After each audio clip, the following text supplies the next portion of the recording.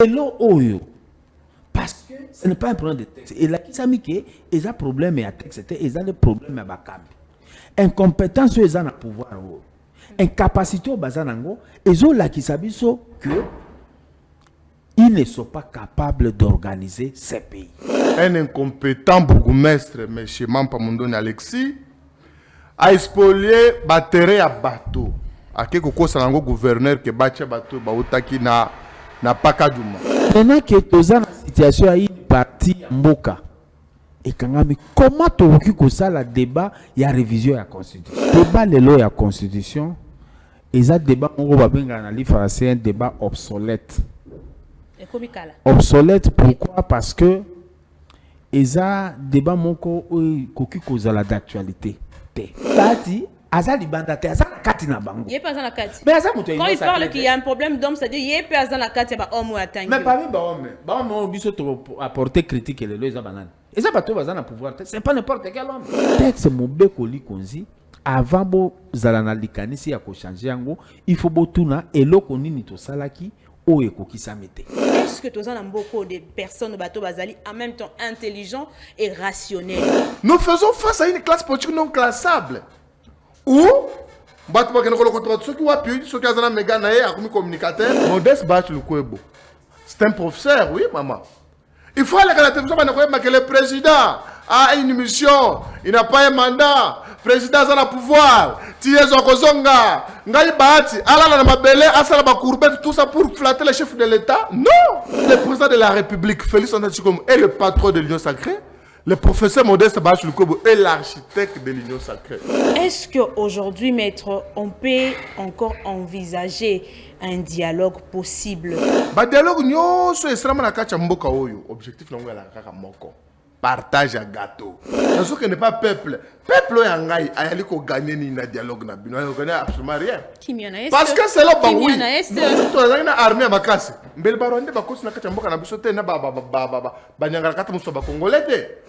devons être consciencieux que c'est chez nous. Nous devons trouver la solution chez nous.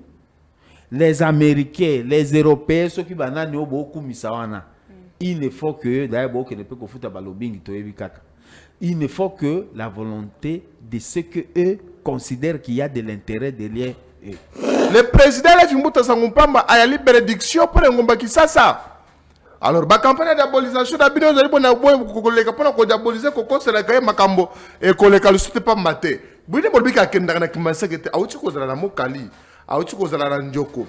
L'activité, qu'on veut pour la base électorale n'a pas maté, mais Kishasa Nyonso va bénéficier de l'infrastructure ya Malamo, Kishasa et Bonga. Je suis étonné qu'il y a un président de l'Assemblée provinciale, Namboko.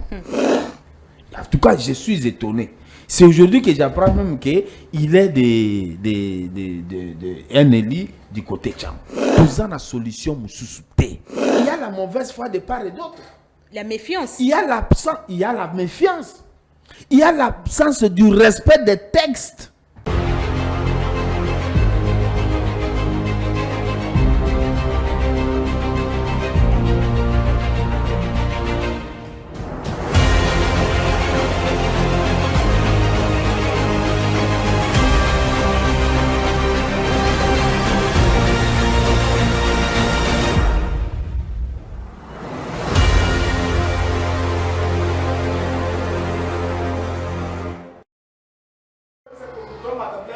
Très bien. Mbote na baimboka nyonso bozuli susuli baku ya kolanda émission débat plus ya mokolo ya lelo émission na biso ya tout le jour boyebi rendez-vous oyo tout le jour à partir de 17h toza awa pour parler actualité politique en République démocratique du Congo bozolanda biso ebele na bamboka ebele to pesi bino mbote matondo na ba onyoso bazolanda biso na nzela ya Congo politique plus chaîne na biso YouTube. Merci na ba onyoso bazo komelaka biso bazo kommentaka bazo like ka ba vidéo na biso matondo mingi Nabino nyonso yo pe motozolanda biso na nzela en direct ya Social Télévision topesi bino mbote mingi. Boyebi ete depuis avant-hier, il y a une actualité qui défraye la chronique ezosala ke baimboka mingi bazolobela yango likambo etala ki sortie médiatique ya mwana mboka Bahati Lukwebo esili penza na kobota kotinda minoko ebele eloba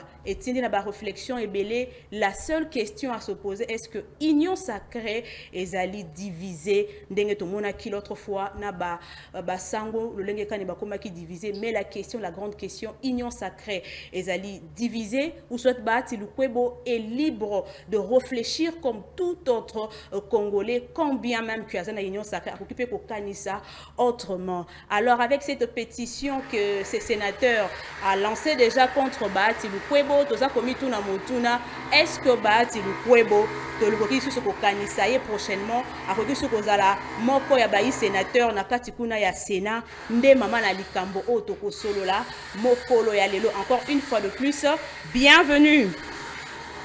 Pour la mokolo ya lelo, na sepela ki ko bengisa ba imboka ba oyo ba réfléchisaka sans pour autant ko bomba ba réflexion na bango. Nazali na mwana mboka Gaston Piana yazali président et Alliance de Congolais engagés pour le développement.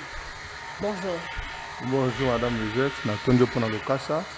Na pesi mbote na moninga na ngai, mon aimable frère ami, oyo kabola na etando na poko lelo, bayi kongomani banso, mingi bana ya lingomba na biso politique, ACD, Alliance des Congolais engagés pour le développement, bipa union so bozomi na mukili mobimba bozo ya bino mbote. Très bien. Tika ngai pena yamba, na ngai tuna mutuna moko mena bombi yango kaka na ngai tuna ACD, ozali les seuls, oza président, oza le seul membre, to misusu pe bazali. Bon, c'est une question pertinente. ACD ezali parti national, ezali na ba organe nango nyonso statutaire. D'ailleurs, soki kozala na temps, yaka na mokolo ya dimanche na ngonga ya 15h na Conseil national ya jeunesse na salle na bango monene okomona ba activité ekosala mwana pe na ntina ya journée ya ba mama na biso ya le 8 mars. Donc ACD ezali parti monene, ezali pe na bayi kongomani ebele. Mais bazali ko estimer que développement ekoki koleka epai mususu te kaka na kati ya Alliance des Congolais engagés pour le développement. Na ngambo ya opposition tozali na maître Padou Bonolinoli. Azali ensemble. Mbote. Merci mbote mingi mama, mbote na bandeko bakolanda biso. Je pense qu'on a massacré Komboté. Hein? Très bien, c'est bien prononcé, ça va vite. Nadutakate. Ça c'est congolais. Totalement congolais, je suis authentiquement congolais, c'est dans le patrimoine culturel congolais. Voilà. C'est pour dire que je salue tous les téléspectateurs au Baolanda Bisso, na salue co-débatteur Nanga. J'espère que notre échange sera un peu plus républicain. Matondo mingi, alors avant que tu fasses la débat ya mokolo ya lelo, na ko sepela un peu to zonga un peu na ngambo ya masini po na ko pema mwa mokie.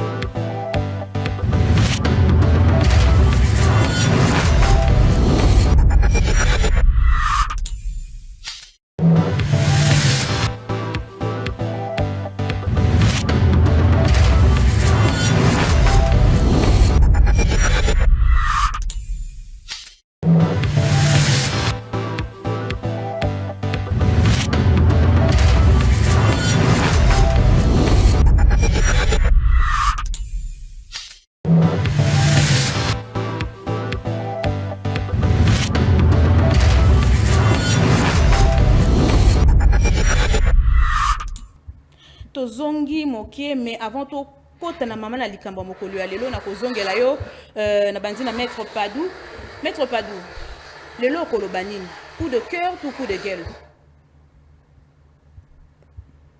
Coup de cœur ou coup de gueule? Ni l'un ni l'autre. Ni l'un ni l'autre. Ni l'un ni l'autre. Pourquoi? Parce que je ne vois rien de cœur, je ne vois rien de guerre. Rien. Rien du tout. Il n'y a rien de bon aux cœur, aux guerre. Je ne Même vois la rien. carte ensemble. Non, chez nous, c'est un combat. C'est un combat démocratique parce que le fonctionnement actuel du pays, nous sommes dans un contexte d'un combat politique et pacifique. Nous nous sentons comme des gens qui sont au front, politiquement et pacifiquement. Parce que nous sommes en train de combattre les désarrois que nous vivons dans le pays. Moi, Mboka Gaston Piana, coup de cœur ou coup de gueule?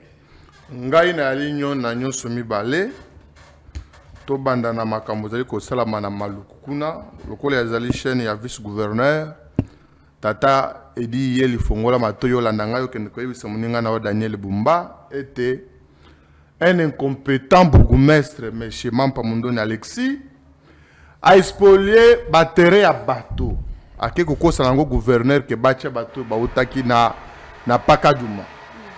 Moutouana le ministre provincial à l'intérieur a commélié. Pour que vous sachiez que makamoko sala wana yali anarchie. Mampa Mondoni Alexis tika mapango ya bato tata wana alingi te. Ndenge toko lobana yo awa mama tension ezali komata.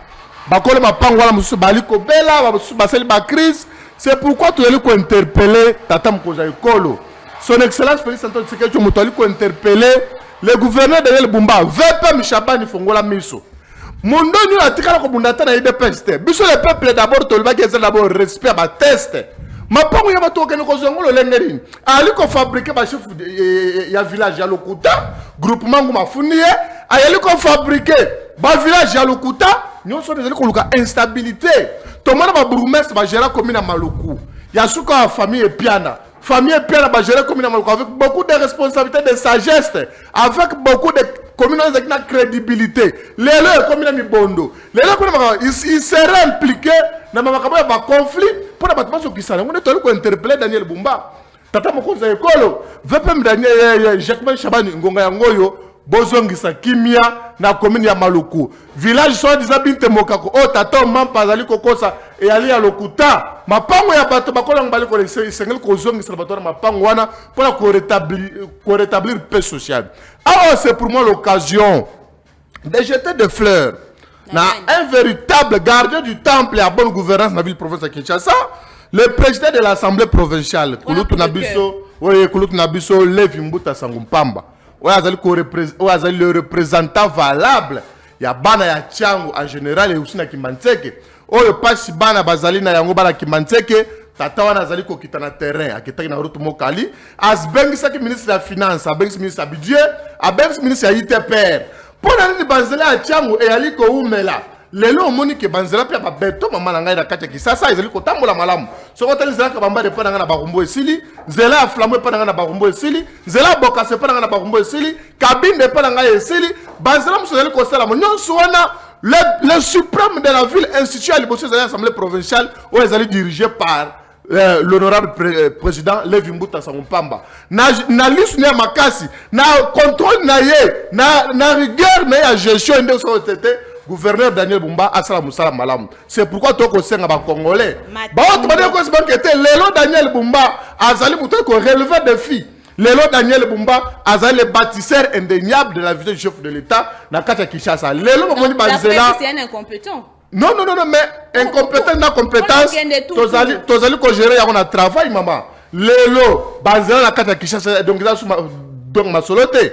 Na yebisa ki ba congolais qui ezali ki douleur ya enfantement. Moi natango azali ko luka ko bota ma passe ezalaka. Mais lelo ba congolais ba ne peut ko finga Bumba, bazo pe courage ya ko sona bitando yike pour la ko présenter excuse. Donc maman na pour ko sukisa, kuluku na biso edi yeli molangi, yebisa Daniel Bumba était gouverneur na bin oya Maluku, azali ko luka trouble kuna. Bourgmestre. Bourgmestre, merci beaucoup maître. Mampa Mondoni Alexis, bourgmestre wana azali ko luka kimia na Maluku terre. Azali si ba désordre nous azali ko salama. Biso ba communicateur chef de l'État. Na qualité na coordonnateur de tous les communicateurs de l'Union sacrée, nazali ko senga arrestation à Moutouana. Mampa Alexis sengeli ko sambisa ye. bakosambisa na muluku te bakosambisa ata na stade de martyr en kilote parce que okoki kosipole te tozali kosenga état de droit oyiba mapango ya bato mpo na kokende kopesa bumba mpo amoni kozali bourgmestre ya malamu ocrée bachef de village ya lokuta ocrée bachef coutumier ya lokuta groupe na biso jano kano asa commune ya lokasa depuis le 6 février Matondo melana no soyi question ya mokolo ya lelo bebe omo mesano totuna kamotuna pona ba imboka nyoso bazolanda yo zolanda biso na nzela YouTube au répondre na nzela numéro oyo au répondre tikeli biso commentaire ozolanda biso en direct répondre biso na nzela numéro oyo eza affiché motuna ya lelo ezali boye tolobi l'autre fois to expliquer ki bino nini ezolekana na kati ya église tolobela ko mona ki ba révélation ya mwana mboka Emmanuel Kasanda ba révélation esela ki na kosala to moni division e komi ko poussa na pembeni ya église na de l'autre côté to mona pouvoir ndenge nini ezo diriger alors question ezali boy entre église na pouvoir nani oyo to ba nani oyo ba faillir na mission na bango entre église na pouvoir banani oyo en tout cas bazo kokate pona limbo na lingala bazo kokate kosala mission na bango. Alors à vous de répondre à cette question mais invité bazali sur ce plateau va répondre pe na motuna oyo juste à la fin de cette émission. Alors pour résumer makambo mwana mboka Bahati Lukwebo alobaki il a dit la RDC n'a pas un problème de texte mais un problème d'hommes. Ceux qui ont protégé la même constitution hier sont les mêmes qui veulent le changement aujourd'hui.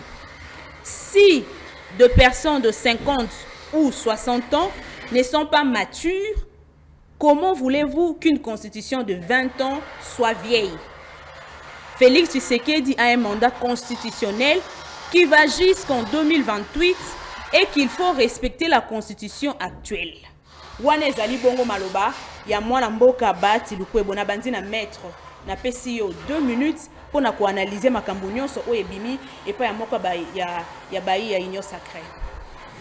Bon, merci pour nos maloba maman. Vous savez que apparemment dans cette république depuis un temps bandeko biso au pouvoir comme on dirait, Bangondo Bazana monopole la réflexion. Nous sommes très contents pour nous autres, considérant que des combats, Lukwebo, Ayoki Makamoto Bandai Koloba. Parce que nous sommes lobby, ils ont cicaté, ils ont Makamoto Bisoto Bandai Kobe, ils ont depuis Kala. Débat les lois et la constitution, ils ont débat, on va bien analyser, c'est un débat obsolète. Obsolète, pourquoi? Parce que ils ont débat moko koki kozala d'actualité par le fait que ni le temps ni l'opportunité ni les circonstances et koki ko autoriser biso to sala débat wana débat et autre koki ko sala essentiellement les lois eza volonté au peuple congolais alingi eza komema pays na paix. Comme pays n'a pas ça que yo nangai nande ko ndenge za en face nanga boy tozala na possibilité ya kotambola na Congo mobimba sans inquiétude. Ceux qui mutu alinga comme na Mansisi lelo akende sans problème soit lingi azo avion akende Goma Bukavu ainsi de suite akende sans problème. Or nous sommes dans une situation où même l'État est moko a décrété état de siège. Mobe Koli Konzi otolingi le otosa la débat inutile et pekisi kolobela makambo révision na tango oyo. C'est comme si à un moment donné les responsables de cette république pour na bango c'est que etali bango te bango problème na bango eza Mobe Koli Konzi o epesi mention sotangi na eteni tuku sambo na mine o balobeli veut ou bien comment on dit en lingala un vœu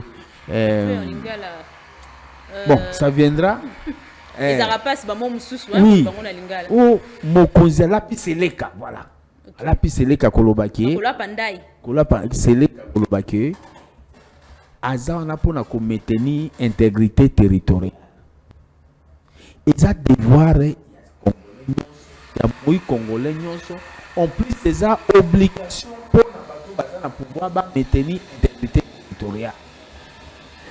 Maintenant que tu as une situation à une partie Mboka, et comment tu as ça le débat, il y a révision de la Constitution. Puis encore cette aventure-là, ils ont banganga maele mususu.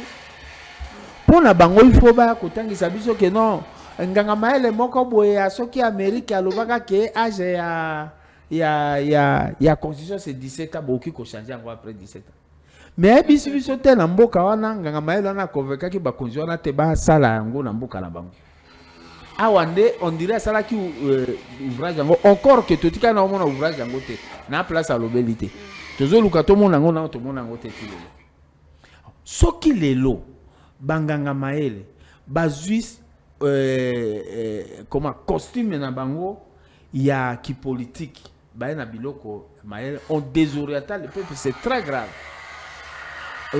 Possibilité ya ko sala débat si makambo ya Mobeko ezate eloko ya suka comment tu kolobela Mobeko likonzi o biso nyonso yebi ke population donc mwana mo congolais moko azana droit à lobelango. Entre temps il y a une bonne partie ya peuple congolais au bazana territoire occupé. Il n'est pas sérieux pour na biso au leto lobela makambo solo mboka tozana na makambo ba constitution on dirait constitution de ezo pekisa biso to sala mosala. Alors pour analyser propos vraiment, il y a Bati Lukwebo a lobby que RDC ils ont un problème, il y a un texte mais RDC ils ont un problème, il y a bateau. Tango to senga ka ko réviser texte ya Mobeko. Pona nini? Parce que to meka ki ko salela o ekomami ekokisamite. Mutuna siko pour mon ake, ce n'est pas un problème ya Mobeko, et ça pour un texte. Parce que dans le Mobeko likonzi, et l'obami était retenu et cause à la source il y a 40% pour la promesse. Est-ce que les lots mutuna? Est-ce que les lots tu respectes Mobeko likonzi wana? Ou lobby que ba promesse il boit à 40% la source. Tous la caisse nationale de péréquation. Parce que na ndenge rédacteur ya constitution kanisaki alobaki na nyonso ezo se produit na Congo 40% province, chaque province bazui 40% na bango, 10% ekoti na caisse de péréquation, après 50% na niveau national. Etika konto samate. Le respect de la séparation ya pouvoir exécutif et si mixé na makambo ya judiciaire judiciaire si misete na makambo ya présidence non respecté. Est-ce que toto si tomoni mikolo mileki awa élection ya président de l'Assemblée nationale tomoni batu ya union sacrée babino il faut attendre l'autorité de référence après sa combo mboka tambola kabo. Voilà, il y a autant d'éléments de les entités territoriales décentralisées, la ville, la commune, la chefferie et le secteur. Est-ce que Bazo peut sa rétrocession à Bango convenablement? Est-ce que le long Bougumestre n'a qu'à politique? Tout le monde a des quoi au fond de Bougumestre, à tort ou à raison, au Bougumestre, Malouka Salibo, Naïbikou Touté, Soga Zaganani, Naïbikou Touté Azalate, mais elle va déguerpir Batou. Tu vois qui est si gâté? Ce qui est là, pas Bougumestre. Et qui a estimé que après Sabango et Sika Songo, Mobeko est lobby ni. Mobeko est lobby qui est peut-être expropriation pour cause d'utilité publique et écosalem. Il faut tout ça. Ce qui est tout ça, il faut y aller quand la télévision va le fond d'abord quand il y a 14 non. Et ça pourquoi yo ça la plainte qui est na ce qui parquet ce qui wapi qui n'est qu'au fond convenablement. Dossier ça dans la 4e. Tous en a besoin makambo maso matosa. Dossier ça déjà. Ouais. Les lots oyo. Parce que ce n'est pas un problème de texte. Et là, qui s'est mis que ils ont problème à texte, ils ont des problèmes à bakambi. Incompétence, ils ont un pouvoir. Incapacité au bazanango, ils ont là qui s'abisso que ils ne sont pas capables d'organiser ces pays. Yépe bati aza libanda te aza na kati na bango Il est pas dans la carte. mais aza moto Quand il parle qu'il y a un problème d'homme, c'est-à-dire il est pas dans la carte, il y a un homme ou un tangi. mais parmi bahomme oyo biso apporter critique lelo eza banani eza bato baza na pouvoir te c'est pas n'importe quel homme ngai te parce que ngai naza compétent naza capable osala mosala malamu bango baza na pouvoir baolakisa yango te eza kaka koya koyembela biso ntongo pokwa oh non béton ainsi de suite bango bayebi te ke matiti ebima na béton te so otie béton olona masango mokoni. Mais pensez-vous que politiquement, il y a une influence politiquement un message il y a message fort au Yabati Lukwebo. Non, so un message fort on dirait Olanda bisote. Bati a lobby au bisoto bandai koloba. A lobby lo kwasikate. Nous avons parlé de l'incapacité ya gouvernance ya mboko. Nous avons parlé de l'incompétence. Bisoto lobela mboko makamba détournement. Bisoto lobela makamba violation ya mibeko. Biso tolobela na mboko makambo ya ba qu'on levé ba tout sans document. Tolobelango, il n'a rien apporté de nouveau. Et ça que c'est une adhésion à ce que nous avons toujours dit. Alors il faut remettre la biso maboko. Vous qui de l'ensemble? Biso ensemble, biso ba opposant tolobelango depuis kala. Il n'est pas tard pour mieux faire. Tozo betele maboko po yo moi azuma courage ya koloba bongo. Et alobi po na nini parce que batuna ki motuna. Aiki nango na point de presse na été. Motuna de batuna qui ende à ce. C'est que pesa là qui déjà na motema. Tu vois bon, il faut dire que au-delà de tout, motuloko la ndekobati, ce n'est pas n'importe qui même si les lots n'importe qui, n'importe quel charlatan commence à tirer contre lui, entre nous. C'est un chef d'un parti politique qui a démontré que Azana Baïli, il y a des gens qui ont crié à l'initiative comme Basalaki. Il a droit d'apporter sa lecture sur le débat d'actualité. Elle a apporté Ninae. Et là, on dit que contredire par rapport à l'élément à l'obiana. Est-ce que ceux qui le lot aux en pouvoir bateau va détourner? Pour la question qui ça? Pour la question sur le lot, donc texte mon bekoli konzi avant bo zalana likani si ya ko changer yango il faut botuna et lo konini to salaki o ekokisa mete. Engebene na mobeko. Soki eloko obo salaki ekokisami na ndenge ya malamu to bono to mekaki par exemple sur l'entité territoriale décentralisée ba ETD ba commune bani to moni que faille eza na niveau on nous explique ce n'est pas par défi les gens se réveillent non article bango article 5 alors article 5 ba otanga pe merci maître Pemana moketo yoka pe mwana mboka Gaston Piana na lobaki yango l'autre fois nazo bandela yango eza na moto moko a réfléchir à lobi que to zanga penza bato maele te na mboko yo mais bato bazali rationnel nde ezali ya koluka parce que à l'intelligence faudrait rajouter la rationalité. Est-ce que tous en mboko de personnes bato bazali en même temps intelligent et rationnel? Voilà et si que puis moi na mboka ba ti luko ba tirer penza bah mon a place à lobby qu'on n'a pas un problème de texte mais nous avons un problème d'homme. Tout le monde a qui lobby oh ya kumisa qui aloba qui que non ceux qui t'ont violé constitution ceux qui vont violer vont changer constitution ça non la moto yo moi na oazo luka violer maman na ye. Mais la même personne aujourd'hui a commis cause à la pour le changement de la constitution. On se pose des questions. Pourquoi le changement brusque ya makanisika kabwe c'est dû à quoi? Moi Mboka Gaston Piana, quelle est votre analyse na texte oya mokuse na tangi maloba ya moi Mboka Bahati Lukwebo? Bon, maman na makambo ya professeur Modeste Bahati Lukwebo. Moi d'ailleurs ça me fait très mal. Ça me fait très mal parce que vous constaterez que c'est depuis avant-hier que dans les réseaux sociaux, dans les médias, bah insensé belé, permettez-moi de qualifier Bango Bongo, bah tirer le professeur Modeste Bahati Lukwebo injustement dans ma caméra basali ko maîtriser. Moi, j'encourage le professeur Modeste Bahati Lukwebo. Aujourd'hui, quel que soit ce que les gens peuvent dire, mais l'histoire de notre pays va retenir que na mboko yo na kacha inosacré tozwaka tata moko kulutu moko un scientifique honnête, un scientifique rationnel, un scientifique sincère, un homme d'état crédible, Modeste Bahati Lukwebo. Parce que batwana nyonso wana bazali kofinga bahati. Soko tuni bango, de quoi vous reprochez au professeur Modeste Bahati Lukwebo? Eh, azana ba 23. Eh, azana boy. Nyonso wana ekomi ka. Nous faisons face à une classe politique non classable. Où pensez-vous que Modeste Bahati Lukwebo, c'est un professeur, oui, maman.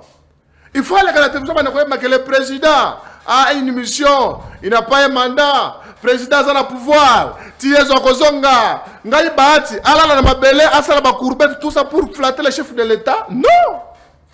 Et la flatterie dépend aussi de l'éducation. Dans ce pays, il y a des gens qui ont reçu de très bonnes éducations. Et entre autres, parce que le professeur Bahati estime que, comme Azali n'a côté à président de la République, il doit apporter quelque chose pour que le chef de l'État a reçu. Je suis en train de lire dans ma réseau les gens qui disent non, Bahati Lukwebo, Azam a union sacrée. Non, Bahati Lukwebo est architecte de l'union sacrée. Mais est-ce qu'un aujourd'hui, le président Félix Antoine Tshisekedi Tshilombo est le patron de l'union sacrée. Comme le président de la République, Félix Antoine Tshilombo, est le patron de l'union sacrée, le professeur Modeste Bahati Lukwebo est l'architecte de l'union sacrée. C'est-à-dire Nazo peut ce exemple mouke. Tango zali na mbongo na yo. Mais vous avez la possibilité. Mais ezali ko luka za ndako moko ya bango pour revendre. Baluka architecte. C'est l'histoire de son excellence Félix Antoine Tshisekedi Tshilombo avec l'autorité morale à FDC à Modeste Bahati Lukwebo. Comme le chef de l'État Félix Antoine Tshisekedi Tshilombo, Azali Mukolo Union Sacrée, Bahati Lukwebo Azali architecte Union Sacrée. Tant que l'Union Sacrée est là qui est l'autre côté, on a fait recours à Bahati Lukwebo. Chef de l'État, c'est une majorité. Bahati Lukwebo a réussi à identifier une majorité. Nous avons tous acclamé Bahati Lukwebo dans ce pays. Bahati Lukwebo a géré, parce que nous sommes gérés. Il n'a jamais volé. Mais comment pour un avis, on est normal? Parce que ce qui n'a pas de chef de l'État, c'est une mission. Oui. Mais cette mission, le chef de l'État, c'est un mandat. Tant que nous avons sollicité suffrage, na peuple, à la Kibango, na osale la binoboy. Ceux qui vont voter, ils vont voter la société. Ceux qui vont voter, ils vont voter à partir de Goma, ils vont bouger Ndakunaye. Ceux qui vont voter, ils vont voter ils vont voter en frère, nous sommes des promesses. Mais tant que le peuple, les autres peuvent ça mandat. La promesse, c'est la mission. Mission, elles ont lié président de la République peuple. Et c'est la promesse, il faut que ça mais le président de la République a un mandat. Mission, mandat, ça, c'est un faux débat. Non, mais parce que pourquoi ces débats, il faut intervenir mais qu'est-ce que les gens Bazali qu'on reproche à professeur Modeste Bahati Lukwebo? C'est ça, oui. Parce que Asali analyse ou ezali normal na kati mboka na biso. Mobe ko li konzi na biso ce qui mboka est dans état de siège. Boko li kosima mobe ko li konzi te, c'est connu de tous. Ce qui mboka ndenge za sous occupation ba territoire muso na contrôle na biso te. To ko li kosima mobe ko li konzi te.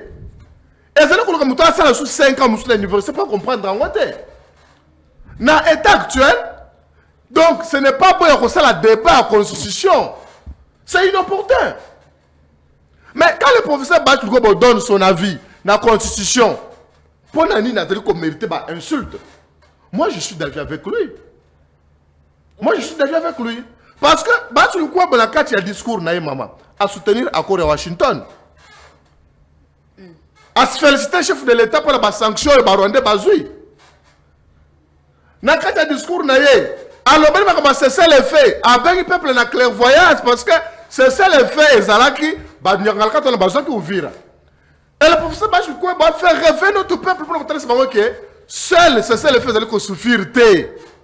Instant mo cesser les faits c'est-à-dire ba toujours bazo garder position na bango o bazale laki. Et si aujourd'hui biso la République démocratique du Congo n'a pas rebelle FC 23 tous ça cesser les faits bango ne besoin garder parti ma belle na biso et nous gagnons absolument rien peut-être maître va me contredire. Mais pour les bateaux qu'on se réjouir dans cesser les faits. Et le professeur Modeste Bahati Lukwebo a eu ma camboana. Moi ici, je vais me résumer par dire ceci. Le professeur Modeste Bahati Lukwebo a été victime à cabale politique. Comment politique wana ezali ko ya ba salon Donc, ya ba politicien. Il y a fissure na union sacrée. Boyo kanyeza. Non, j'arrive. Professeur Modeste Bachi Lukwebo bazali cabale. Azali victime ya cabale politique. Il y a ba politique en mode de positionnement. Il y a ba politique improductif qui ne ramène rien dans le côté chef de l'État. Bazani ka pona ko yembela. Ils sont prêts. Même il y a ko bilama ko tambola. Pona poste. Or, Bachi Lukwebo na kati ya union sacrée, azali par un acteur majeur et il reste. Gaston Piana. Azali pas député Vous qui soutenez le chef de l'État, est-ce qu'aujourd'hui, Gaston Piana, vous pouvez avoir quand même ce courage à côté de ma ponako, ce qui ne va pas, ce qui ne marche pas. Est-ce que vous avez que le dengue mboka et zokendeza vraiment en côté aujourd'hui, tu as presque dans le secteur nio surtout qu'il n'y a pas de place mutarolo ba place autoropé mata, tous autant vous qui soutenez le chef de l'État, est-ce que n'aurait-il pas moyen de prendre ce courage au bas malgré qu'il est dans l'union sacrée, mais quand même à mon équité, il y a débat constitution il faut ça la matière sur base et que ça d'abord violer la constitution à lobby. Mais pourquoi vous quand rien ne marche, vous, je parle vous de l'union sacrée, quand rien ne marche, vous êtes là toujours à permettre la chef de l'État pour qu'on bongisse un peu, qu'on habille un peu la bêtise mingezo salama. Non, mais na uti ko lo bangwa oui, qui était na commune ya Maluku, bakamazali ko kendete. Na lo bakango qui était ba fonctionnaire bazali ko souffrir ba ko futa mate. Nazali ko bango qui était zana bande ko la biso ebele ba ko sa musala na l'état ba ko zali futite. Dudu famba ko tekela ba poudre aux yeux. Na lo bakango oui, c'est pourquoi même na lo biki qui était ngai Gaston Piana Mungamba peuple avec mon parti politique ACD tozali d'accord, tozali ko soutenir le professeur Modeste Bachi Lukwebo parce que nous estimons que nous ne pouvons pas développer ce pays dans la flatterie. Nous ne pouvons pas développer ce pays dans un mensonge. Nous ne pouvons pas développer ce pays dans des insultes. Nous pouvons que développer ce pays dans la vérité, dans la sincérité, dans la transparence. C'est pourquoi un homme crédible, honnête et sincère, un allié fidèle, honnête et chef de l'État, il s'élève. Même la carte union sacrée. Et bien, les péchés de Bachi c'est que, avoir une hypocrisie, Makamo Batma Kolobana Kuzu, il y a de moins courage, avec qui, après cette position, pour la construction de famille politique, donc nous allons soutenir le professeur Modeste Bachi Lukwebo. Nous pensons que c'est un homme intègre, c'est un scientifique à féliciter. Pemana Nomoké, débat likambo mission ou mandat. Vous êtes d'accord avec moi que le chef de l'État a échoué dans la mission? Non, je ne suis pas d'accord avec vous. Maître Padou. Bon, ce qui est si que tout na ndegonangate Gaston, ce qui est à la parce que vraiment tu vois un débat on est à mission ou mandat. Non, je crois que tout est mal parti. Tout est mal parti par cette conscience qui a envahi Bandekonabiso de l'autre côté. Là où Ndeko Gaston a zobo à la vérité, c'est de prendre le courage de dire que nous faisons d'abord une initiative, il y a thèse, il y a refus, il y a révision à la Constitution, qui se trouve être scientifiquement, il devrait être honnête en disant ça. Et puis, à la honnêteté à Kolobake, en tout cas, nous sommes fiers de ce que le professeur Bahati a fait. En fait, pas le professeur Bahati, il n'a pas agi comme professeur parce que faut toujours tout ça dans moins nuance et différence. Il a agi comme politique. Tout ce qu'il a era que le temps qu'il s'en va à l'université, pas bien professeur. Mais comme président Bahati Aouti Koloba, il faut tellement rappeler que, en tout cas, Bahati a compris avant le temps qu'il devrait rejoindre Padou Bonolinoli na makanisi ya kobo ya révision à la Constitution. C'est ça aussi l'honnêteté. Alors, question ici de savoir qu'est-ce qui se passe de l'autre côté. Ce qui est sûr est que Tosi Toyoka Mokonzi Ekolo a lobby que personne ne peut l'empêcher. Il y a Kosala Oye a de changer la Constitution. Donc, ce qui veut dire que Bahati aujourd'hui s'oppose à cette idée et l'argument qu'il avance, c'est l'argument où il a puisé dans Kati ya Mobeko Likonzi. Parce que Mobeko Likonzi est zopekisa na biso to lobela makambo oyo na période oyo tozali. Ça veut dire quoi? Le fait même d'engager un débat par rapport à ça, c'est en violation de la Constitution. Ok. Le fait seulement d'engager, parce qu'on vous dit que... Mais est-ce que vous êtes quand même d'accord, on a Gaston Place à lobby que bah, c'est un homme, c'est un politicien autour de l'autre, ça peut jeter bah, fleurs et belé. Vous êtes d'accord? Je ne peux pas analyser président Bahati à cause d'une action et généraliser qu'il y a Zala Kaboé. Na poussa non pebe il a été na ça pebe il a été, comment je peux dire qu'il est honnête? J'ai dit seulement c'est un repenti bien que tardif, mais c'est un repenti quand même. Par le fait qu'il a trouvé le moment de dire, et l'autre pays a beau qu'il a fallu avoir courage que bana ya mboka ou l'opposition, bazala qui n'a raison. On m'a dit c'est quoi le problème en Ouran? C'est là l'honnêteté. Sinon ça serait un plagiat.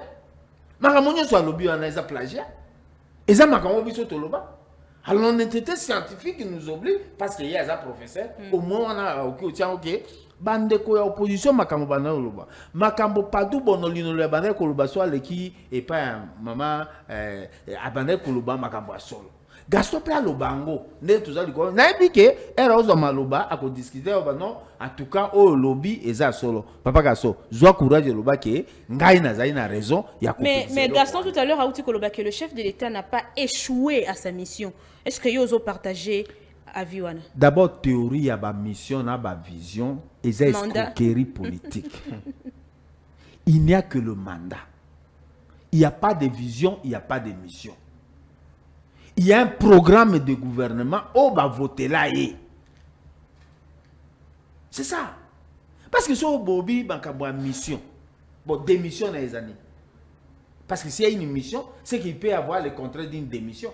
Mais quand on élu le président de la République, il a une mission. Sa mission est de sécuriser sa population, sa mission est de veiller sur l'intégrité territoriale. C'est une mission. Oh, chef de l'État, c'est tout à fait normal. Lobela makambo bakomi na kati ya mobeko likonzi. Eza na ba obligation ya mokonzi par rapport na programme na e. Parmi ba obligation na bo changer terme te. Pour mission eza makambo susu. Il n'est pas missionnaire. S'il était missionnaire, encore le voit na Congo, à va la place. C'est ça le sens d'une mission. La mission a un caractère universel. Ici, il s'agit d'un mandat. Dans un temps limité, il n'y a pas d'obligation. Ce qu'on donne, c'est que Bossali programme question. Est-ce que Mokonzi Mboka, Aza Mokonzi Mboka, parce qu'il y a Moko Alingaki? Ou bien, Dingoma Nae politique, il est bâti comme candidat. Il vient faire sa volonté, il vient faire le programme que Aeko Sala, programme Yalingomba Nae, il dépêche. Moi, je suis d'ensemble.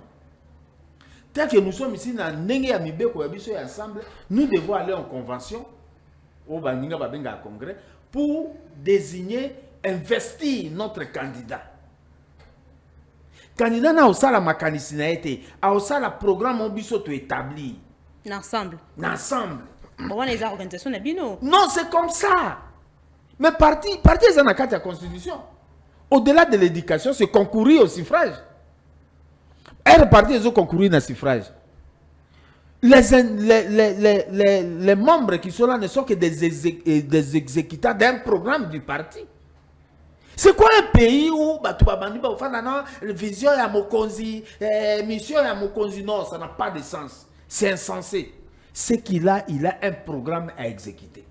Nakosa Lanzela, Nakosi Lisabitumba, Nakosa en sorte que Batuba Lia, Nakosa ya prometa que tu n'as pas mituka, prometa policier nyonso, véhiculé, baloba programme na bango. Alors, ce qui est là, au lobby qui a échoué, à Salini. Parce que même serment naïe, on disait qu'il doit maintenir l'intégrité territoriale, à maintenir la montée. Est-ce qu'ils ont échec? Mais Azobunda quand même. Azobunda, il faudrait quand même applaudir aux Ezo Salamabé fort. Au moins, beaucoup Ezo Beba, Moutou, ou à Combo la Kanda, soit Combo Linda, beaucoup Miseki, à Combo Linda, Moussa Neyangwana. C'est ça son travail. Être président de la République, c'est être garant de bon fonctionnement des institutions. Sur Saliango, qu'est-ce que tu as fait de nouveau? C'est ça ton travail. Est-ce que assez à déplacer moi le le soleil se lève à l'est et se couche à l'ouest? Voilà, je crois qu'il y a une bonne sanité. Et ça bongo. Alors, faire le sens contraire, c'est faire un miracle. Ce qui a tambola na makolo et qui a changé comme tambola na mutu, c'est que ça c'est extraordinaire. Mais faire ce qui vous est dit à faire, Moussala Nayo, Eza Kozala, je finis par là, Eza Kozala, commandant suprême, ainsi de suite. Moussala Nayo, Eza Koveye, qui m'imbe Koeto Sam. Bon, so Saliango. Aussi, Moussala, normalement, il n'y a pas de Matondo, Motune, Mokolo ya lelo, Natunaki, na lobby entre église, na pouvoir, nani oyo a faillir, na mission, na ye, entre église, na pouvoir. Alors, na lingi na féliciter vraiment, bah, de jeunes. Aujourd'hui, j'ai vu une situation dans lobby que non. Mboka oyo, muto a côté les malobi était, bah, congolais, baza, bah, paresseux, en tout cas, cette personne photo, to lapidé. Na moni ba jeune awa na zando ba jeune na zando mbule beti mais il y a de ces personnes où ya la mukaka na tongo abimi musale zate aibi pe place au kenete na bina bimaka na nzela peut-être que na nzela mbule ko beta ngala ko zota mwa gagne-pain na zando il y a de jeunes oyo atelemi na kona mbula soki beti yozo kota zando akangi yo ba chasser na makolo pesi 500 francs boza wana siku ebele atie 500 akangi 6 mois 20 000 30 000 azongi parler po na ndako balia na féliciter na encourager yango quand même musa les até mais alobi quand même na sala tabwe po na zo ata moi ya mokie na encourager jeune wana mais mboka il faut et pesa plus de possibilités na ba jeune pour que misala ezala c'est important. C'est important vraiment. Pour na qui m'a makamoussous, bah kidnapping moussous tozomona. Peut-être que ça dû il y a manque d'emploi. Moi la Gaston Piana.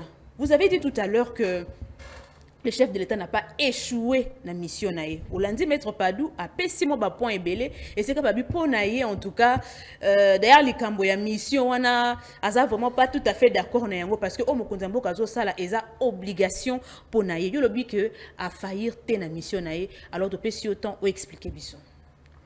Ya mona no la mutuna na yo nga pena remercier Bilenge ya Congo.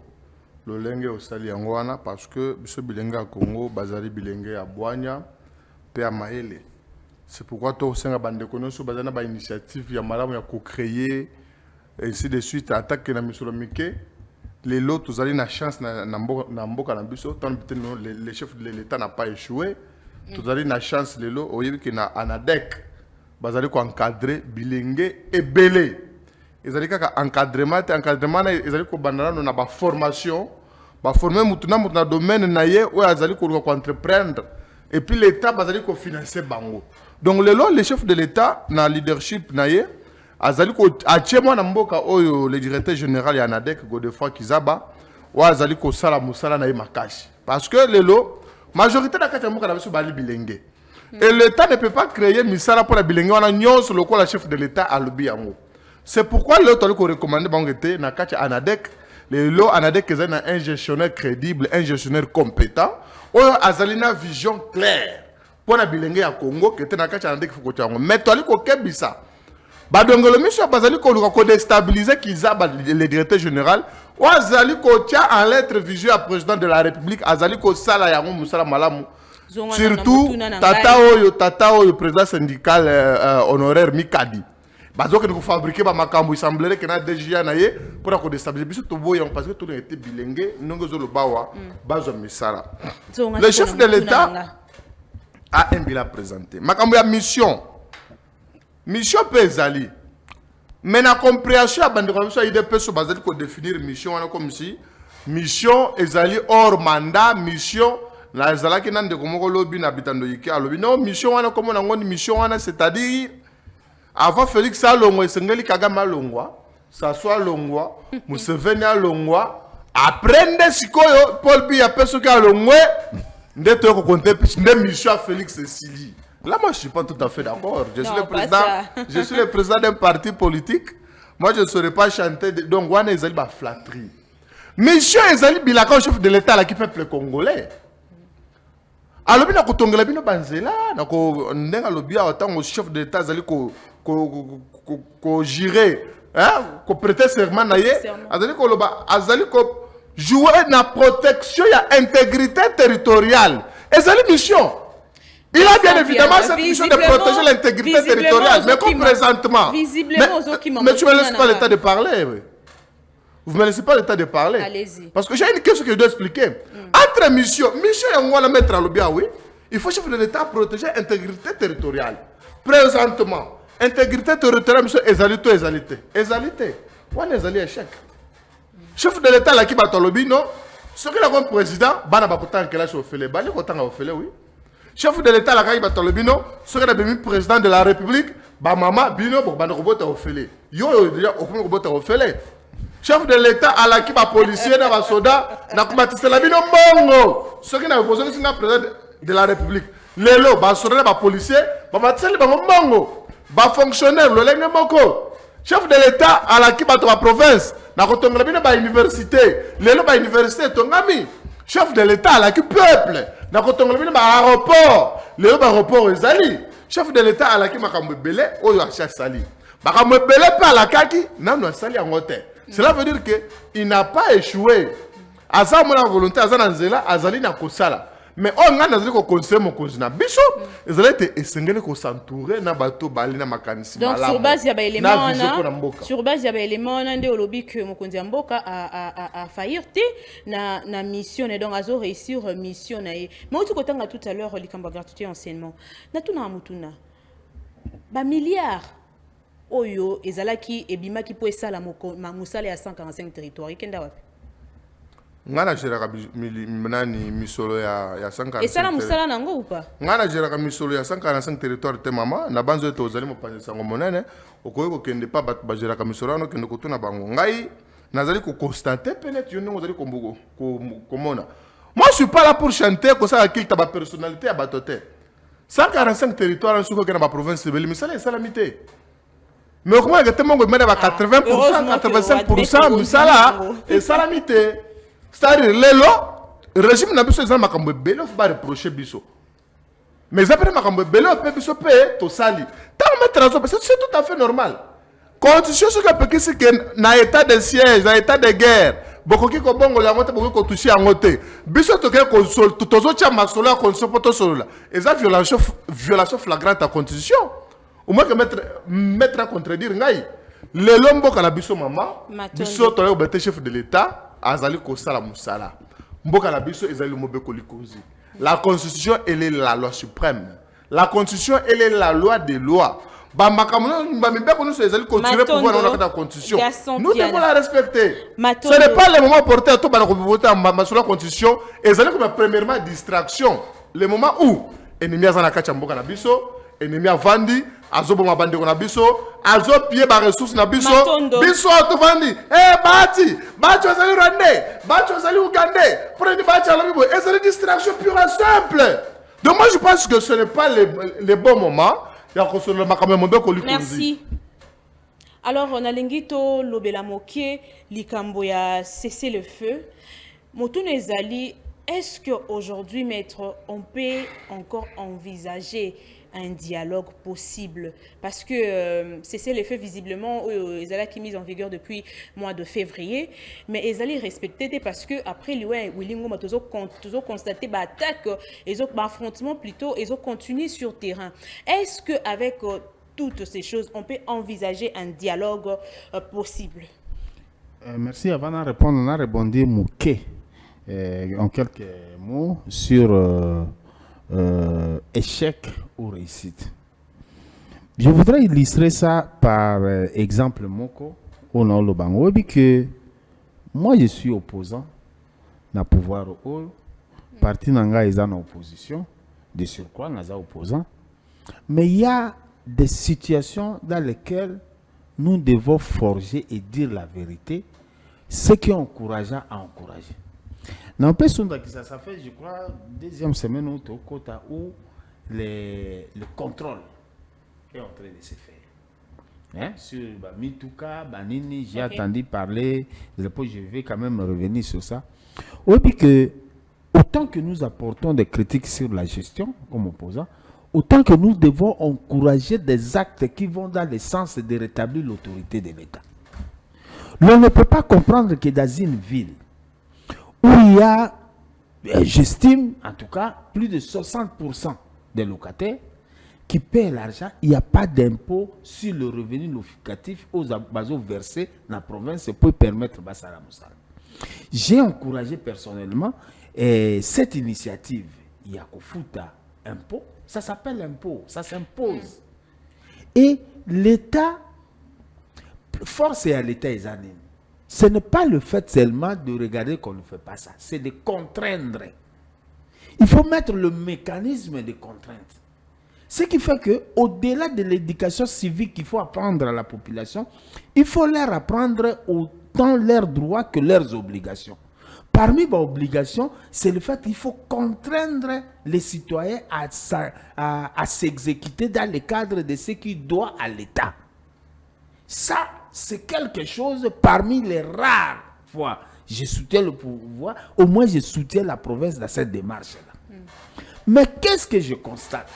Je suis étonné qu'il y ait un président de l'Assemblée provinciale, Namboko. En tout cas, je suis étonné. C'est aujourd'hui que j'apprends même qu'il est un élu du côté Tchang.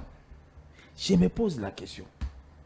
Est-ce qu'on contrôle l'exécutif convenablement, la province? Parce que l'État, c'est aussi sa contrainte, c'est aussi son bâton. L'État n'est pas seulement pédagogue. Il n'apprend pas seulement les droits et les obligations. L'État est aussi policier. Bon côté. Batu babanga akoiba soki ayebi ke soki nga na ibi. Place na nga eza na liberté te. Na ozana nyufu. Nde batu batosaka. Mutu ayebi ke soki na détourné eloko na pouvoir ou na zanango. Ma place n'est pas d'être libre. Maintenant la question c'est quoi? Est-ce que l'État actuel, le pouvoir actuel, met ça en tête? Mais on voit le pouvoir, les membres du pouvoir venir soutenir que bon, Moutoubo, Landelawana, Aza père de famille, Omoni, il faut les comprendre aussi, ainsi de suite. Ce ne passe rien. C'est ça, les capacités d'un pouvoir. Et tout ça faut que il n'y a pas moyen de dire que ça marche. Ça ne marche pas. Il y a tout le monde de cœur ou de... Coup de cœur ou de gueule. Ou de gueule. Je n'en avais pas. Pourquoi? Parce que je m'estime être dans un contexte autre, un contexte de combat, un contexte de rappeler que Tokoki ko fonctionnait boité na âge oyo ya République plus de 60 d'années, tout ça on dirait au salopithèque mobo. Excusez-moi. Alors, question Lelo. Alors pour répondre à la question. Oui, question, il y a dialogue. Est-ce qu'on peut encore compter sur le dialogue? Je vous dis, il n'y a que ça le chemin sine qua non. Tous en a solution moussousouté. Nous avons démontré nos insuffisances sur beaucoup d'éléments. Nous avons développé des éléments moussoussou. Mais pourquoi l'affrontement continuer sur le terrain? Parce qu'il y a la mauvaise foi de part et d'autre. La méfiance. Il y a la méfiance. Il y a l'absence du respect des textes. Ils sont à Doha. Ils ont même levé des options R totale déclaration des principes dans Bango. Parler aux autres avec courtoisie.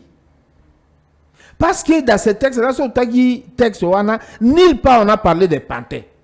Le pouvoir était incapable d'imposer que Bamoussou Baza Pantin Tobenga en compteur. Ils se sont appelés. C'est déjà révolu. Non, ils se sont appelés des partis à part égale. Ils ont même dit dans un point qu'il faut, il faut éviter des discours de la haine, des divisions, ainsi de suite. Quand vous dites que c'est déjà révolu, est-ce que c'est le comportement que nous affichons? Concourir à la paix, c'est accepter des fois l'inacceptable. C'est-à-dire quoi? Les extrémités, il faut enlever les extrémités pour aller dans un cadre qui vous accueille à être unis. Il faut connaître cette mauvaise foi. Il ne faut pas que tous en mboka ya défi. Vous défiez alors que vous n'avez pas été capable de nous prouver qu'en défiant, vous allez conquérir le coin. Partout n'ont pas la même liberté. Ils sont sous les coups de fusil, ils sont sous les coups de bombardement. Il me semble même que le drone peut comme la population civile. Bon, maître Potosukisa, avant Donc- que nous ayons Kanisia Gaston, est-ce que pensez-vous que Toki Lolo compter toujours aux États-Unis comme des Tokenda qui un accord Washington, on peut toujours compter aux États-Unis avec ce qui se passe aujourd'hui actuellement en quelques phrases entre actuellement entre États-Unis et Iran. Totalement non. Même ceux qui restent à la gâte. Il ne faut pas compter sur les États-Unis parce que les États-Unis sont là pour leur intérêt. Nous devons compter sur notre effort comme Congolais à trouver la solution. Et c'est possible. Il ne faut pas à un moment donné démontrer qu'il n'y a pas des intelligences dans cette république. Il ne faut pas à un moment démontrer que dans cette république, il n'y a pas de gens consciencieux. Mais depuis toujours, tous alliés, ils sont résoudre le problème. On n'a pas pu résoudre. Oui. Ça fait partie de l'incapacité, de notre incapacité. Oh, il y a des gens qui ont des atouts. On est en train de tirer contre l'église. La CNCO et l'ECC. Alors que Batukutu Batangi ata projet na bangote. Il n'y a personne qui est venu avec un document similaire. Obi maman, dans ce qui s'en obi que Namboko. Ezaka Namboko, on est au monde à Moutouassa, l'ouvrage il y a 500 pages. Mais l'énergumène vient là dans un point de presse et il nie ça. Mais non, il fait ça là peu beaucoup. Ça là peu ouvrage, il y a 500 pages, contredit chapitre par chapitre, point par point. Et nous sommes en 2 heures. Il est malheureux donc. Ça va pesi instrument la bango de travail. C'est vrai. Ça ne peut pas tout contenir. Mais c'est au moins nous avons un support sur lequel on peut discuter. Donc, je résume tout simplement en disant que nous devons être consciencieux que c'est chez nous. Nous devons trouver la solution chez nous. Les Américains, les Européens, ceux qui ont beaucoup misawana, il ne faut que, il ne faut que la volonté de ceux que eux considèrent qu'il y a de l'intérêt derrière eux. S'il faut nuire au peuple congolais, merci maître. Merci maître. Gaston Piana, rapidement, est-ce que Namakambo et l'équipe affrontement sur terrain, on peut encore penser il y a dialogue? Est-ce que dialogue est aussi Mbakaka? Nazali koyebisa moninga na ngai maître Padou, communicateur ya opposition était Tata Mokonzi à l'Assemblée provinciale ya Kisasa, le président Levi Mbuta azali sentinelle ya gestion ya Kisasa, ayali kola la terre. Lisu likolo ya lisu, c'est pourquoi na bisi yo na tangeli ba ministre oyo ba uti koleka ka lobi awa. Ba ministre ya santé, ministre nyonso jamala moto ba bengisaka ye kuna. Makambo ya contrôle ya kofutisa ba mpako awa. Ba bengisaka même ministre ya transport na assemblée provinciale. Le président de l'assemblée provinciale na ba député la biso nyonso bazali ko veiller à ce que makambo nyonso esala mana alima. Donc lelo le président Levi Mbuta Sangumpamba ayali bénédiction pour ngomba Kisasa. Alors ba campagne d'abolisation d'abino zali bona boye koleka pona ko diaboliser ko kosela kay makambo e koleka lusute pa mate. Bwine bolbika kenda na kimanseke te auti ko zala na mokali, auti ko zala na njoko. Ba activité belazo sama na chango zali ko veiller pour que base électorale na e pa mate me Kisasa nyonso ba bénéficier na ba infrastructure ya malamo Kisasa e bonga. Kisasa ezo bonga e ala slogan te kasi ezala solo Kisasa oye bongwani. Na makam oyo ya uti koloba wa question nanga mama biso na oyo etali biso na kati ya mboka na biso tozali komona ete makambo ya dialogue tokoki koboya te mais tomituna mituna te mama ba dialogue nyonso esalama na kati ya mboka oyo objectif nango ezalaka kaka moko partage ya gâteau oya suka esalamaki na Saint-Sylvestre esoka na partage ya gâteau mais peuple agayaki nini oya suka esalamaki awa esengaki ke Kabila a glissé 2 ans bango bazali kosengela Félix glissement peuple esengeli ba comprendre parce que na contexte actuel toali na yango mama tozala na retard à plus de 500 jours Yanine. C'est-à-dire que c'est impossible bureau ya seni et en place tout ça enrôlement tout qu'il y a une élection. Et bango le bazali ko bena ba ko na no to ke na dialogue bango pe baso bibonga ba ko tapena boko ba mela soupe Mais moi, je me base dans le qui m'a dans le débat na bango, dans ce qui n'est pas peuple. Peuple est en gagne, il faut gagner ni na dialogue na bino, il connaît absolument rien. Parce que c'est là bango. Non, j'arrive. Donc ce qui te vendit, to seul dialogue, le dialogue sidi, qui vient zongi balamo, c'est ça. Mais accepter que et ça là ba congolais oyo, bazo conspirer na rwanda bazo ba congolais, bobo ya kasiko ponani. Quand on vous dit qu'il y a des Congolais, en opposition, les Congolais à l'Est, pourquoi? Vous ne mettez pas tout le monde qui participe dans le tuerie de comment? Les militaires, mais surtout le dialogue, tu fais le dialogue guerre civile. Par quel miracle? Avec les États-Unis, oui. Tu as compté na mboka mususu te. Mboka nyonso kontakana na mampinga na ye. Mais dans ma pinga, on a un partenariat, tout ça. Les États-Unis ont des partenaires stratégiques. Avec tout ce que nous avons signé comme accord. Et c'est dans le cadre, il faut qu'on ait la situation armée na biso. Et c'est que bon, c'est ma pinga na biso. Parce que tu as une armée à ma casse. Mais le baron de Bakos n'a qu'à na biso te na banyangara kata muso ba congolais. Parce que l'armée na biso est faible. Or, et c'est que soit bon, ça lui faible pour négocier, soit bon, petit pour la bango. Parce que nous avons cette possibilité aujourd'hui. Notre armée se sent qu'elle est très forte. On part à l'est. To bondi to pegal bande quoi la bazone qui to sur la terre ou la terre que Bonaga les a occupés, Ruchu les a occupés. Non. Donc le lot dialogue. Moi je suis congolais. Je suis d'accord. Dialogue ce que Salama, ce n'est pas un problème. Mais ba congolais ba yeba kenakacha dialogue intérêt na bango ya la kate. Dialogue ezalaka pour intérêt ya bayi politique. Matondo mwanamboka Gaston Piana to komi vraiment na suka ya émission. Merci na bandeko nyonso oyo balanda kibiso mokolo ya lelo. Merci na bandeko oyo ba répondre na motuna ya mokolo ya lelo. Metika nga pena zo likanisi baye bazali awa na plateau. Maître Padou. Comment répondre, voulais-je dire, à cette question? Mutuna oyo na tuni entre pouvoir na église. Selon vous, Nanyango oyo a échoué na mission na ye. Bazan la même obligation, te ba même devoir te. L'église a toujours réussi son travail. Pour preuve le lot absence à l'État par rapport au pouvoir, je parle de ce pouvoir, par la place aux absence à l'État, en tout cas l'église est en train de couvrir une bonne partie, il y a vu à bateau. L'église est en train de couvrir même dans le cadre de l'enseignement, bitando il y a classe à Malamu, et dans l'église, hôpitaux, c'est des fois l'église qui couvre, donc il y a l'État qui a fait. C'est-à-dire que c'est incomparable côté l'église. Bon, moi je suis catholique, je parle de l'église catholique, il y a solo. Et là, binzambi, il y a mutu. Malo tonganda konaenda ko komi inachevé au monde akakana bâti église bâti babafle babandi. Mais ils appellent qu'à église. Non, l'église. Non, ils appellent qu'à église. L'église respecte certaines normes. Hein? C'est pas on se réveille le matin. Yango moni. Tu parles aujourd'hui de la construction, toujours le Belani.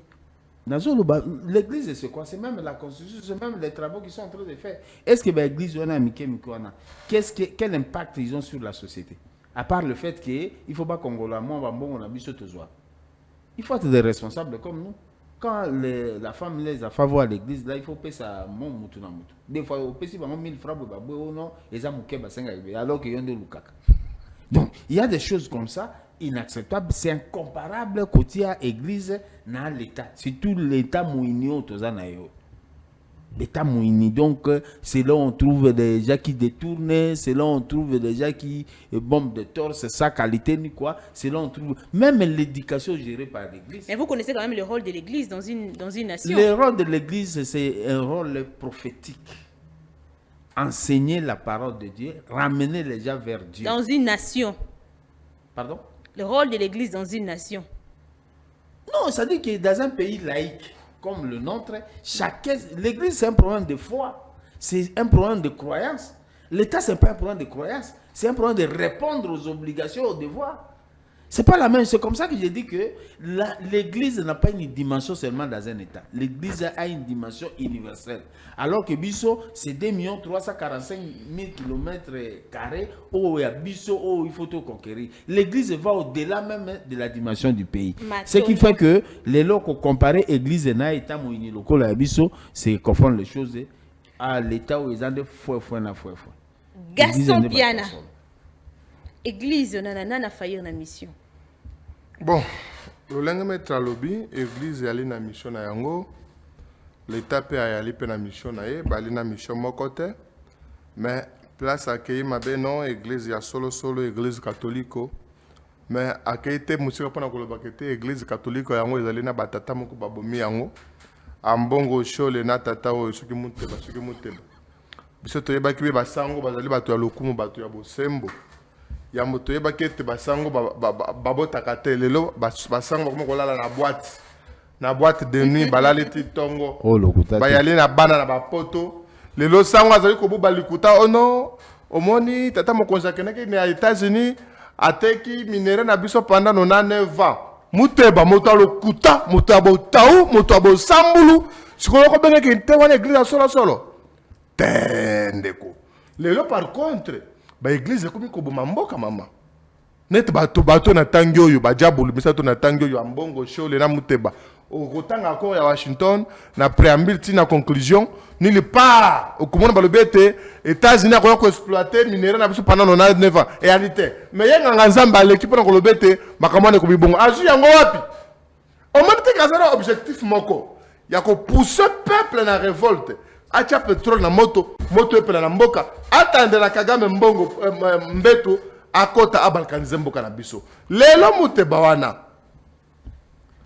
basango ya kala bazali kobula te to moni ba mosengo baleke babula te kobula kobula wana ezalaka mendicité organisée au moins ndenge bato baleka na bitando yeke bazo embela ba présenter mu propre pesi bango misolo andenge osalaki na coup de cœur na coup de gueule non wana otuninga likambo pe na lobi likambo oyo ezali yango na dénoncer bato bana page bakopesa ngani mutu babotoli malebo donc ba mapanga na bakopesa nini mais vous avez vu mutu bakolekawa Kagame merci opesa ke biso mbongo tolala ki bisika ya bien apesi bango na basa ba rwandaise alobi yango donc lelo église ezana bato balali kobebisa lingomba nete ba muteba nete ba mbongo nete ba shole mais banganga nzambe pe ya malamu bazali nete ba personnellement nazali nganga nzambe et puis kulutu na biso dodo kamba avec général au moins musala oyo azali kosala bajo munene ya consultation ya kotalaka ba acteur politique na objectif moko ya koluka kimia banganga nzambe biso tolingi bangwana bali ya bino ba diabolo bato bo samul bato bo tawana te et puis nous na cadre collectif ba communicateur no chez Union Sacrée avec général Dodo Kamba azalina soutien na biso parce que nous estimons que merci Gaston Piana. C'est moi qui vous remercie, madame, pour votre merci maître Padou. Merci na baimboka nyonso o bozwi ton na bino pona kolanda biso mokolo ya lelo ko bosana te na ko s'abonner na Congo Politique Plus. Congo Politique Plus. Aujourd'hui, j'ai suivi quelqu'un qui a dit que à l'obéla sur la qualité, il y a des débats et ça actuellement, monsieur Solobi qualité qui tient azomituna motuna, c'est dû à quoi? C'est dû à quoi? Est-ce que réellement qualité ba débat qui c'est dû à quoi? Aux animateurs, il y a ba émission ou soit na ba oyo ba analyste oyo bazo ya ko analyser actuellement débat qui si qualité à débat et zali point auto ko solango mokolo ekoya na ba imboka mosusu en tout cas ba la penza ba panzi sango o babi ke bifuba émettre point de vue na bango na likambo etali qualité ya ba débat télévisé mokolo ya lelo s'abonner donc abonne-toi na Congo Politique Plus pour ne rien manquer. Active aussi la cloche de notification pour ne rien manquer de nos contenus. Sinon, tu recoutes à la mokolo ya lobby à 17h pour un autre numéro. Allez, boutique à la malade.